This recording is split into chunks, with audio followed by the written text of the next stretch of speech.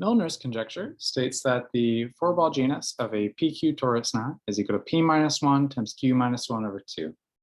Stated more simply, it states that the four-ball genus of a torus knot is you could compute it just using this nice simple formula. There's a nice simple way to compute the four-ball genus of a torus knot, right? That's Milner's conjecture.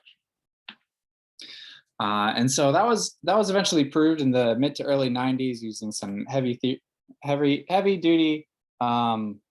machinery by like Kronheimer and Ravka, using like some gauge theory stuff. Okay, and so a couple decades later, Batson came up with a conjecture that tries to give a similar formula for or a way to compute the non-orientable four-ball genus of a torus knot. So Batson's conjecture is just that. It's it conjectures that the non-orientable four-ball genus can be computed in this nice, simple way. It says that it's like sort of the simplest thing that you could expect it to be. And he said that it is equal to the pinch number. So what's the pinch number? Well, here's how you compute the pinch number. So you take your torus knot and you take a band which connects two adjacent strands and you do that band surgery. So if you do this band surgery, you'll get another torus knot. So you could simplify this and you get another torus knot. So in this case, we go from T49 to T25. And then T25, that's another torus knot. And you do another band surgery on connecting two adjacent strands to each other. And do that band surgery. And in this case, we would be able to pull apart this knot and just get the end knot, right? So the pinch number of T49, it's not right here, is equal to 2, right? So it's the number of pinch moves that you need to go from your torus knot to the unknot, okay? So all of these these choices are well defined, of course. So any two bands connecting adjacent strands, I call them pinch bands.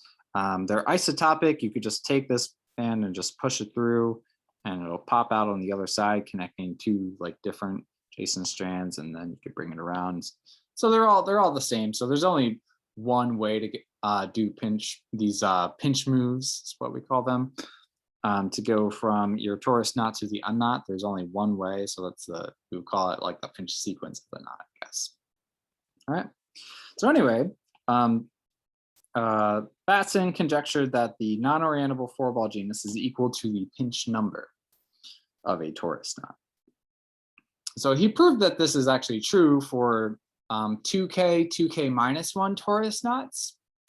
And so he had good reason to believe that this might possibly be true in general, but Andrew Lobb in 2019 showed that this is not true in general. This is false.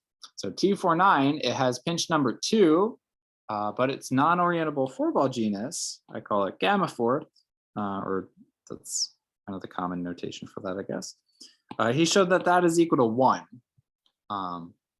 He did that by finding a different band surgery that takes you to a slice knot.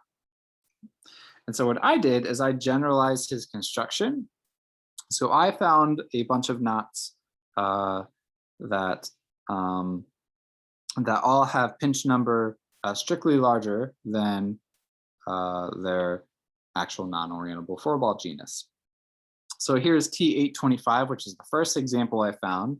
So I found 3 band surgeries that take you to a slice knot, but its pinch number is actually equal to 4. So gamma 4 was at most 3, could be smaller, right? But the pinch number is equal to 4. And so that's a counterexample. And in general, I showed that knots of the form T4n, 2n plus or minus 1 squared, with the exception of T41, which is the unknot. All of these knots have pinch number 2n and non-orientable four-ball genus at most 2n minus 1, because I found 2n minus 1 band surgeries taking you to a slice knot. So that's all I have to say. Thank you for listening.